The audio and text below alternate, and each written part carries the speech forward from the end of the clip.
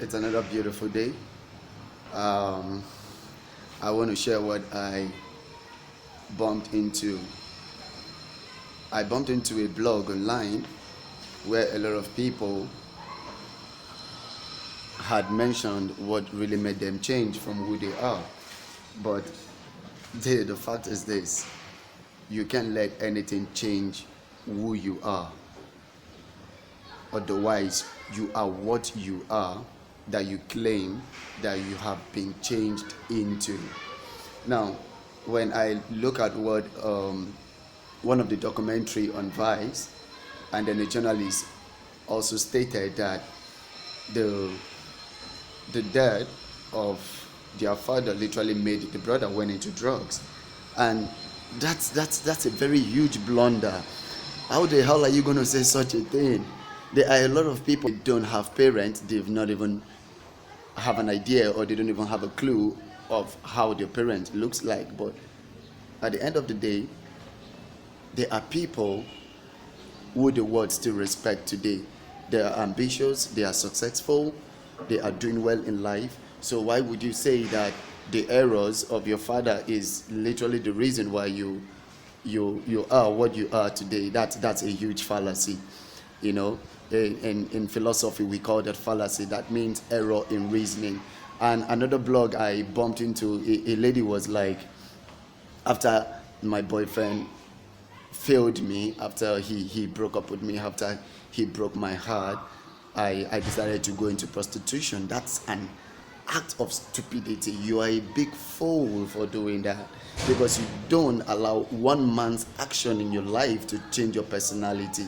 And at the end of the day, a lot of people is going to come out with those options, but the truth is this: everyone has got a choice, and your choice makes you who you are.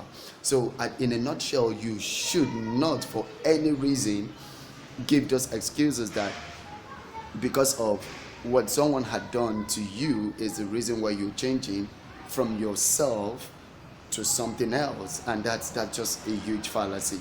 So the point is, no matter what you go through, no matter what you do, you really need to stay focused. A lot of things in life are just gonna come your way to break you, to give you a diversion when it comes to your views and your focus. So you don't need any of those excuses to make you yourself less of a person, because to me and to every reasonable person out there, that's not an excuse, because there are a lot of jobs out there you can get your ass attached to and make a living instead of prostitution. And not for the reason that is a lame reason. It's awkward for you to mention the fact that because your boyfriend left you or he broke your heart, that's the reason why you're going to keep doing things that is not naturally. It doesn't work that way. A girl said, since I lost my previous relationship, all I care about is having different men just to satisfy my sexual needs or my material needs. Now, at the end of the day, that does not make you a smart woman. That does not make you the first class woman, because that is a choice you choose for yourself, and that is a life that you were willing to do. But just because you didn't have the motivation to go into it, that's why you are taking that as an option. That is never an option. Another thing I want to discuss right now is about truth. We really need to be very, very careful about what people tell us. Actually, if I want to use two substances as illustration, I will use salt and I will use cocaine. Now, these two substances literally test different, and the usage of these two substances are on a different level. Now, but the thing is, how do you differentiate a cocaine and a salt when they are being put into a bowl? You will find it very difficult to detect, or until you are able to test the substance to actually tell this is a salt and this is not a salt. Now, if you for any reason doubt my query, why do your lawyer want to back you up, trying to make your lie a valid truth, knowing the fact that you murdered the deceased? It is because in life today, a lot of people are going to tell us a lot of lies, but in the real making, they look and seem, or rather sound like, a perfect truth. Sometimes you want to tell people how much you know, how they lie to you, but in a nutshell, they're still going to deny the fact that they don't lie to you. They're going to give you facts, they're going to give you reasons as to why you should believe that their lies are basically true. Now, another example I'm going to set here for you to understand, like in the States, in the Western world, they have this machine, the lie detector, that literally works with your pulse. Now, a lot of people out there are still beating that machine today, and they pass. You say somebody who had killed, who had murdered someone, who had kidnapped, who had done outrageous and weird things, but yet at the end of the day, when being tested at the machine, you see that person passed successfully. Why? Because this person knows how to compose their lie to be true. So, in a nutshell, I want you to understand that no matter what you do, no matter where you go, no matter what you see or what you hear, all you need to know is you have to be very, very careful in what people tell you and how people react to what they tell you. That's why the Bible also makes us understand that among sheep there will be wolves. You understand that? There will be wolves. So for you to literally survive this world of today, because so far as it is, this is part of the signs of end time.